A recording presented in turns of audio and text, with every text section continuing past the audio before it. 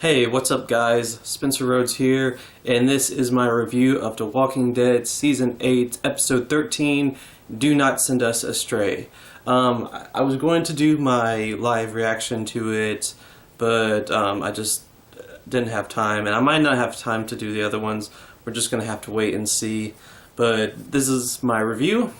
I guess we should just go ahead and go to basically first thing first. Tobin, rest in peace, Tobin. For those of you that don't know, I'm a very big Tobin fan. Probably for me, the saddest death since Abraham. I know he was a minor character. You know, he didn't have much material, but I was just a really big fan of the actor, and you know, he was a pretty cool guy. He was very laid back, very positive, kind of funny. I just liked his survival skills. I mean, he's been on the show since the end of season 5. This was almost the end of season 8. He just basically spent like 50 episodes standing in the background, doing nothing, and he kept getting injured, but everyone around him would get killed off and he wouldn't get killed off, and main characters got killed off and he stuck around. It was just really funny. And like I said, I'm a big fan of the actor Jason Douglas. He was a Beerus from Dragon Ball Z, and he just seems like a really cool guy. I wish I could somehow interview him. He said something to me on Twitter once, but I don't know if I'm ever going to interview him or anything. And I did the research. That was his 24th episode. So he was in 24 episodes of The Walking Dead. Like, that's pretty good for a supporting character that barely did anything. And just like I like that he liked Carol. He actually saw Carol for the magnificent badass that she is. I mean, Carol is hot, so like I can understand. And it just, I don't know, it just sucked. I'm really tired of the show killing off all my favorite characters. They killed off Carl, who, you know, I was never really the biggest Carl fan, and I apologize to those of you that really liked Carl. And I mean, I read the comics, and Carl has a much bigger role, and he's not supposed to die yet. So yeah, that's kind of fucked up. But overall, this was an okay episode. I'm a little salty that Tobin died. I mean, just they finally gave him some lines of dialogue right before they kill him, and they always do that. Why can't you give someone lines of dialogue and let them have lines of dialogue for a little while before killing them? You gotta do it like 5 seconds before they die. It's just, I don't like that formula. I wish they would just give people lines of dialogue and have us actually spend time with them and enjoy having them around before they die. By the time you enjoy having them around, they die 5 seconds later, because that's when they get character development. Tobin really didn't get much character development. What did he do in season 7? Like, what did he do? Tell me what he did. Like, he didn't do anything. You know, like characters like Cal. I mean, I get it, they're background minor characters, but give them something. Jesus fucking Christ! If you're about to kill them, let us spend some time with them a little bit. They don't have to be main cast members. I think they should be given the opportunity to have a chance to shine, you know, to get their time in the lights, and the show never does that. Even with main characters, sometimes they don't get a lot of screen time until they're about to get killed. I really wish the show would change that. But this was an interesting episode. I feel like I need to rewatch it to kind of gather my thoughts on it. With Tara getting shot by the bolt, I think that was Dwight's redemption, because he did not shoot her with an arrow with guts on it. He shot her with a clean arrow. And she's going to spend some time thinking that she's going to die, but she's not going to die. If you read the comics, this is what happens to Rick. Dwight and Negan are together, and Negan tells Dwight to shoot Rick with an arrow. Dwight shoots Rick with an arrow. And meanwhile, all the characters that get injured, Nicholas is still alive at this point. He dies because he got injured with, I think it was a knife with gunk on it, zombie gunk. All these characters that got injured, they die and turn into zombies. And Rick got injured. So Andrea and Michonne and everyone, they think he's going to die and turn into a zombie.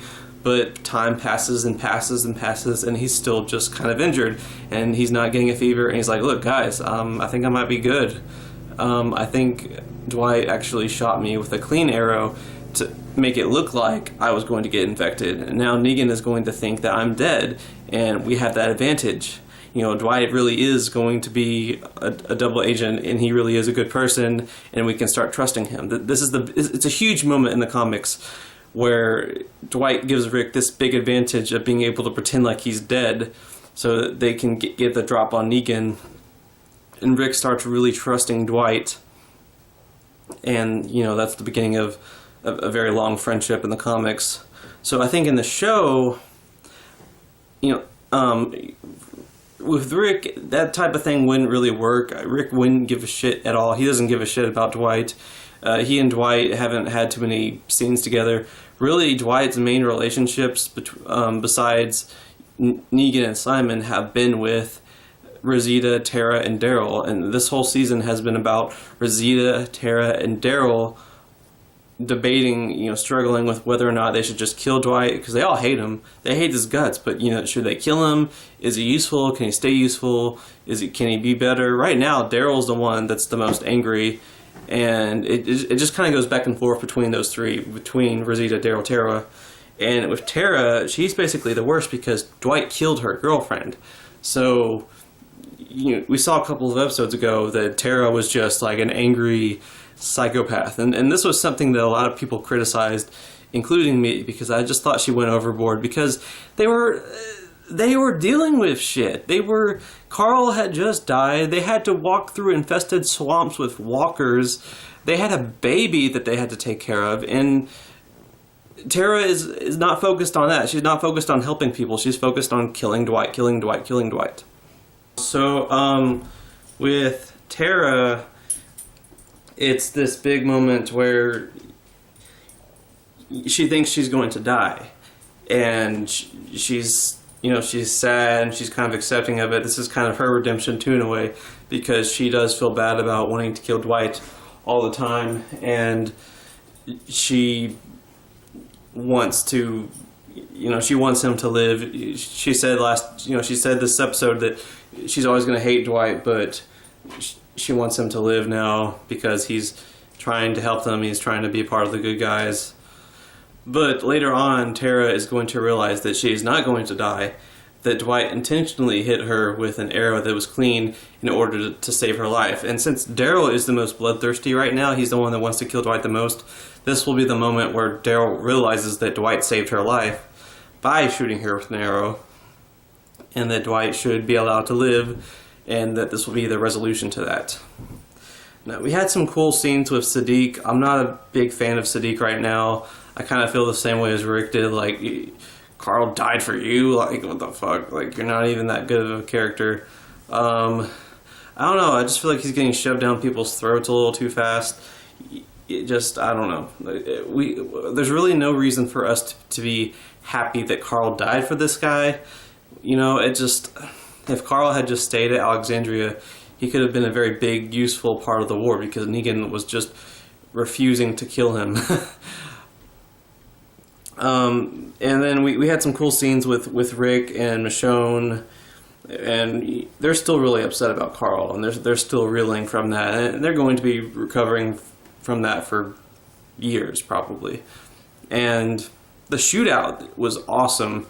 I don't think we had that much action in the entire season. Just the characters shooting at each other. I mean, I know we had that episode at the start, but that was basically just them shooting at a building, shooting windows out. It was very boring. And with this episode, we actually had a good amount of character development, and you know, things were actually happening. That like the Saviors lost that battle. They had killed most of the Saviors. I think it was just, I know there's more, but I think it was just Simon, Dwight, Arat, and maybe a few others that got out of that. A lot of the Saviors got killed. I think they had more casualties on their end. So that was pretty cool.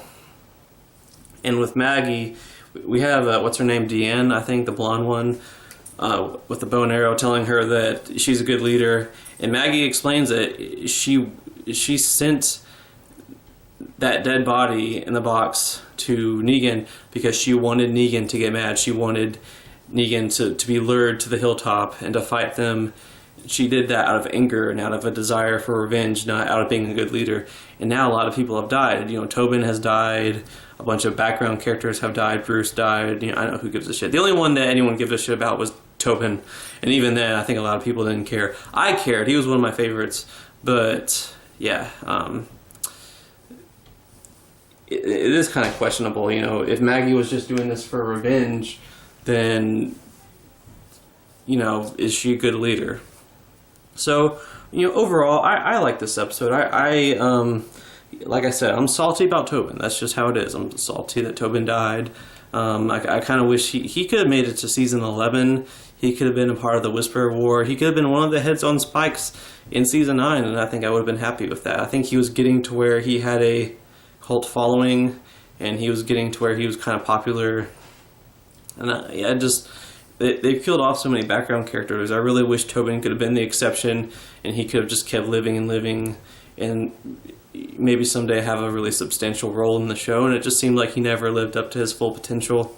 This back half has been surprisingly good, surprisingly interesting. I really thought that, you know, the first half of season 8 was so bad that the back half had to be bad. I didn't like episode 9. I didn't like how Carl died, but I did like this episode. So I think there might be hope for the show. Anyway, guys, that was my review. Let me know what you think in the comments. Don't be shy. Hit that like and subscribe. I'm not going anywhere. We are at 85 subscribers right now. That's more than a third to my goal of 250. So please hit that subscribe button and share my channel with other people. Anyway, guys, I'm Spencer Rhodes, and I will see you guys later. Bye.